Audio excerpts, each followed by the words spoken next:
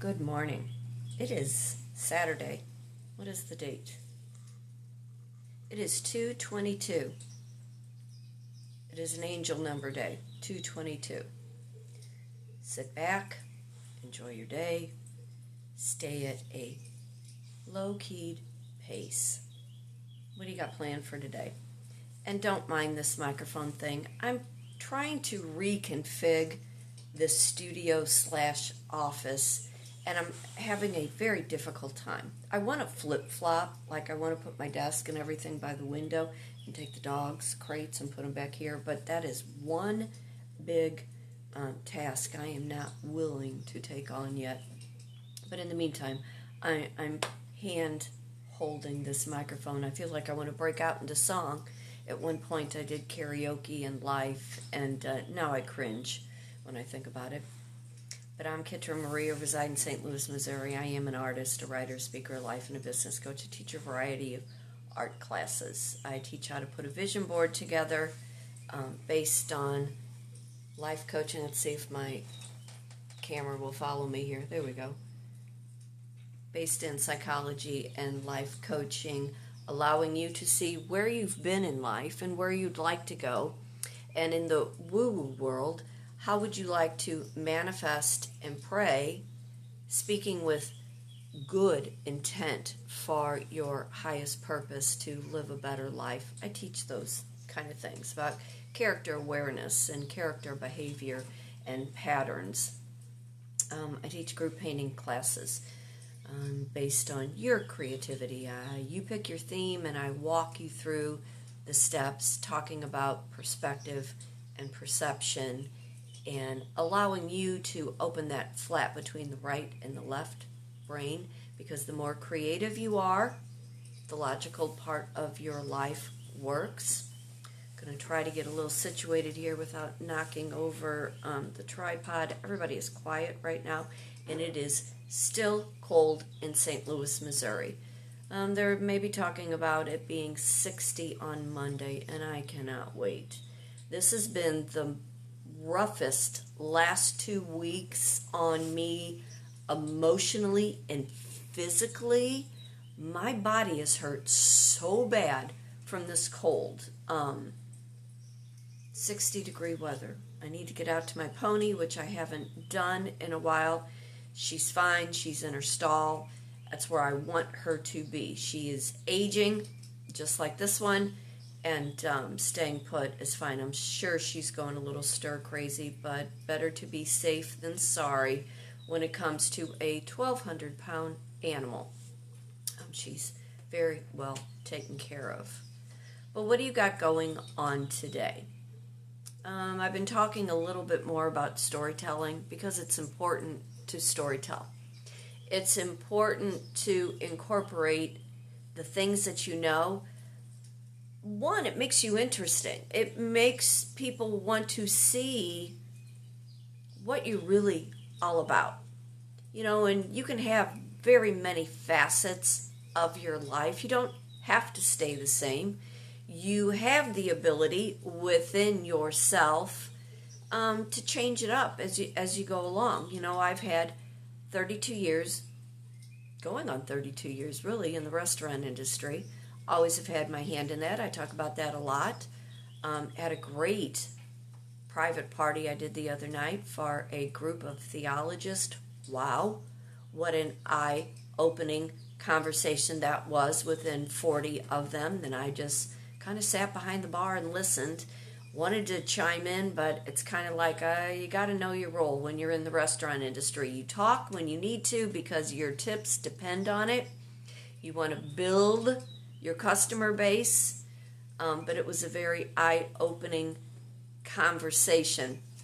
That is the thing. When you are observant, you are educated, and you are able to speak and converse and know your role in your job when it is best suited for you to act accordingly, that's when you know you have landed and have fallen into the right industry for yourself. But the other evening, and I know I'm digressing a little bit here, but the other evening was very interesting. They talked about politics, and anybody who knows me, I mean, really knows me, knows I have a very loud political view. I am a Trump girl. I do think of him as being in the gentleman's club, and anybody who has bartended in all kinds of areas and different types of venues, you know exactly what I mean when you talk about the gentleman's club. But the bigger question in the other evening that I found to be very fascinating, they were talking about how much control did they think the president should have. It's really not my place to have an opinion on that because he is the power to be.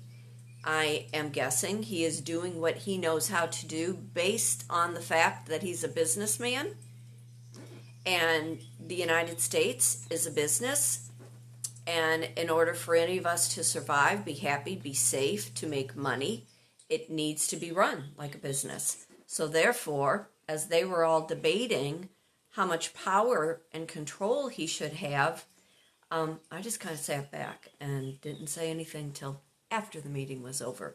And I could tell there were several of them in the group that really wanted to know what I thought. And of course, very tactfully and with respect, when the meeting was all over and I had my few in front of me, I gave them my opinion, and they sat there with their mouths open.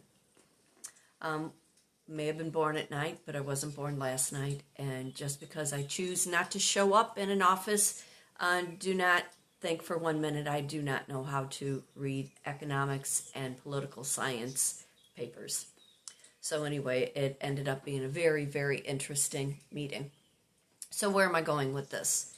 Control. It made me stop and think about control. How much control do any of us really have in our life?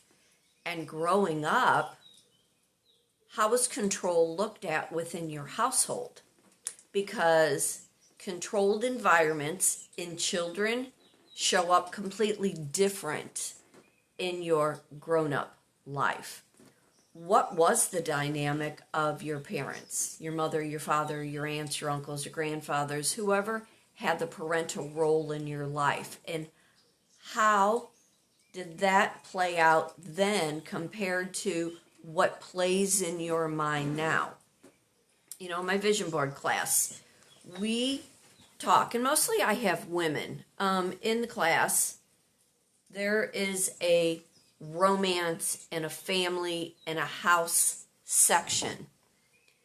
And no matter your age, when you are coming together with somebody, there is a sense of back and forth who is going to have more control over the situation, over the relationship, over the decisions that are made in that relationship.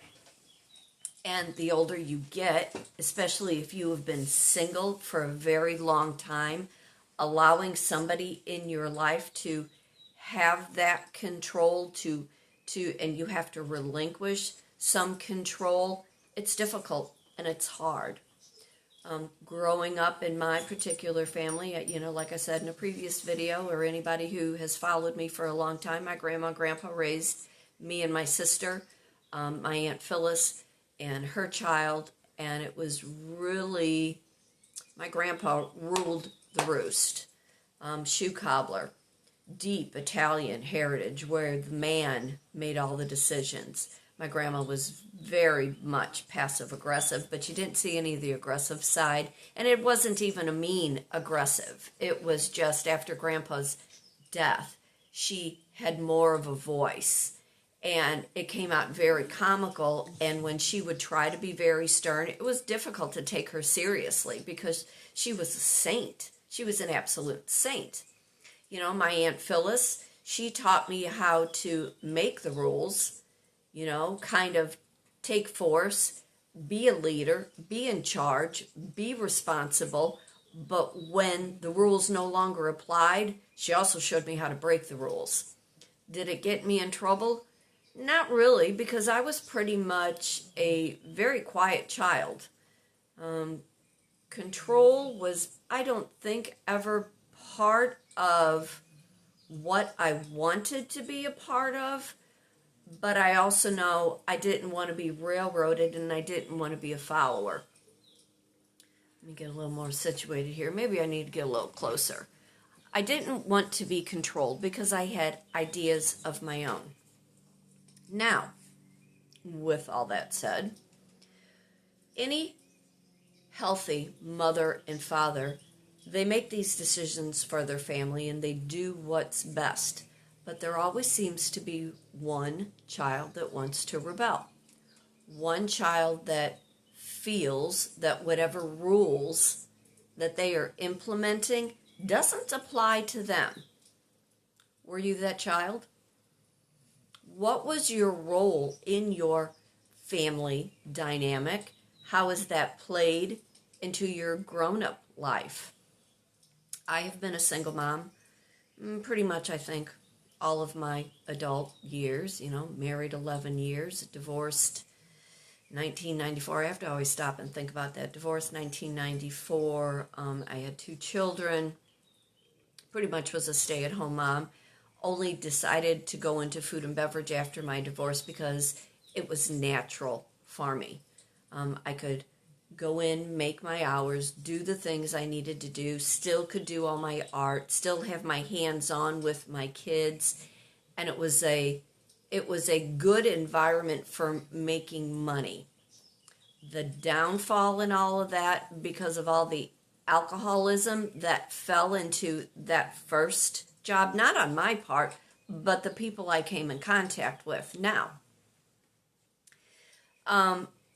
I'm not a big drinker. Never have been a big drinker. If you see me out, you will see me, odds are, with a glass of wine and a cup of coffee, a margarita and a cup of coffee. That's just how I choose to enjoy my adult beverage. Because of my father being a functioning alcoholic, I knew how to do that dance in order to survive in that dynamic, in that family dynamic. When you are in an industry like that and you are seeing unhealthy and you are seeing very toxic behavior, you learn to make it work, especially so you can make money. So, and my grandma always used to say, because my grandma was alive up until my youngest was born, thinking about this the other day, Tyler, my youngest, was born December of 2001, and my grandma passed away the following June. And I had still was working in food and beverage and everything, and I was trying to make life work, having the 2 older kids, having a new baby, having that situation work for me because I needed to control the environment. Also, being a single mom, being a single woman, allowing anybody to come into my world, when you are already making the decisions based on being hyper independent, it is extremely hard to let somebody come in and then all of a sudden dictate how life is going to be. So when you look at your own situation, because I want to not make this so much about me, but when you look at your own situation and you look at your own parental growing up, who had the control in that family relationship? Who was the child that rebelled, and how did that play into their grown-up life? I always say there's always one child that gets more. There's always one child that gets neglected. There's, depending on how many kids are in there, everybody has a specific role. One is always the responsible one. One is the caretaker, most likely that is the oldest. When you have an only child and somebody is constantly doting only on the only child becomes very selfish, very self-centered, very all about me, and that carries into their life. But how did your role as a child play out, and what is it looking like for you as an adult? My gig that I work now, I pretty much make my own hours. I work a little bit more now than I probably have in the last, 8 years, but I choose that. I have control of my autonomy. I have control over how I'm choosing to make money. That is the other thing too. If you were the responsible one in your growing up life and they instilled responsibility, how does that play out now in your life? And then allowing people to come into your life. Are you a giver? Are you a taker? Do you share? Do you understand what sharing means? You know, in your growing up, family life, did you have to share things with your siblings, and did you resent it? Did you resent it because you couldn't get what you needed or wanted? Your emotions weren't met, your needs weren't met. You had a roof over your head and you had food in your house, you had clothes on your body, shoes on your feet, you could go to school, but were your emotional needs met? Did you feel like you mattered? And how has that played out in your grown-up life, in your work dynamic, even now in your family dynamic? Are your needs getting met? I want to hear. I want to know. Those are things we talk about in our vision board, in my vision board class that I teach. Your growing up years very much plays an integral part emotionally and mentally. And although you might think, well, I'm an adult now and I live a completely different life, don't think for 1 minute that those things do not play out in the back of your mind and come out in some very weird ways. You know, was there abuse in the family? And could you recognize it as abuse as a child, looking back now as an adult? You know, one of your parent figures, they didn't have to be physically abusive, but did they have that control over one of the parents where finances were held from them? They weren't allowed to go and do and express the things that they need. Did it create a fear in you? And if there was physical violence in that family, how did that play on your emotions that now as an adult, you don't have some form of anxiety or a post-traumatic stress disorder because of that violence that you grew up with? You know, I'm not a doctor, I'm not a psychologist, don't play one on TV, but there are different sectors and sections in the vision board where my students, they learn from other students' experiences where they don't know how to put into words, and as they are listening to the family dynamic of how other people grew up, it allows them to sit back and to think they're not alone. I think, and this is my personal opinion, there's something about the boomer generation where the traditional role of where women stayed home and men went to work, and those men who grew up in their family dynamics were never allowed or taught to have emotional regulation. It was, you go to work, you have a family, you provide for them, that is your job. And how you choose to cope, you leave all emotional wherewithal out of it. Just do what you need to do because you are the man and you are providing. Now, with that, imagine all the anger and frustration that there is no place for it to go because you were taught you were not allowed to feel anything. So, who gets the brunt of it? The wife, the children. So, as the wife, later on, boomers, you know, they're having children of their own and they're trying to keep up with tradition and they're trying to instill the same family value. Those women have become very mousy. They were pretty much taught to stuff all their feelings, allow the man to do what he needed to do, so it didn't rock the boat. And that is something my grandma used to say to me all the time, Kit, You don't always have to question the authority. You don't always have to rock the boat. You need to learn to just keep the peace. And I would always say to her, if you don't ask the right questions with the right people, you never get the correct answer. And when you do not have the correct answer, it leaves you with a void and a hole because you don't know and you don't understand the root cause to any of it. So how did your growing up play integrally in your grown-up life? And where are you now with all of that? Those are things I do talk about in my vision board class, and I would love to have you in it. I can do a private, I can do a group. You're more than welcome to come to my home studio, as I like to call the shoebox. I can come to your location. I would love to do a group. It makes it so much easier when you have other people to feed off of, to balance out the way that you think. There's a lot of writing, there's a lot of cut and paste, there's a lot of conversations that need to be had with words that isn't exactly explained on an emotional basis through self, not knowing how to converse what you feel.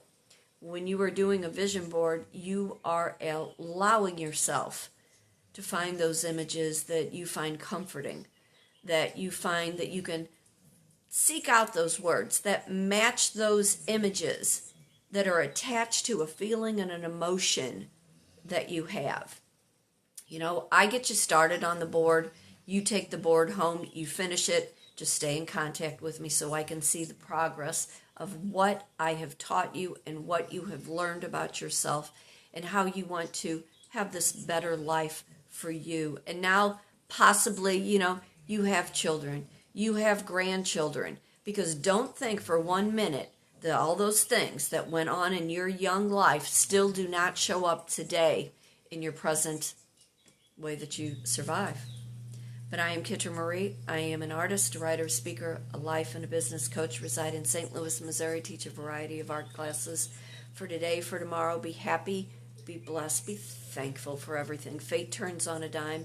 You decide what side of that coin you want to be on. Reach out, Kitryn_Marie@yahoo.com. Take care, stay warm, and I'll see you real soon.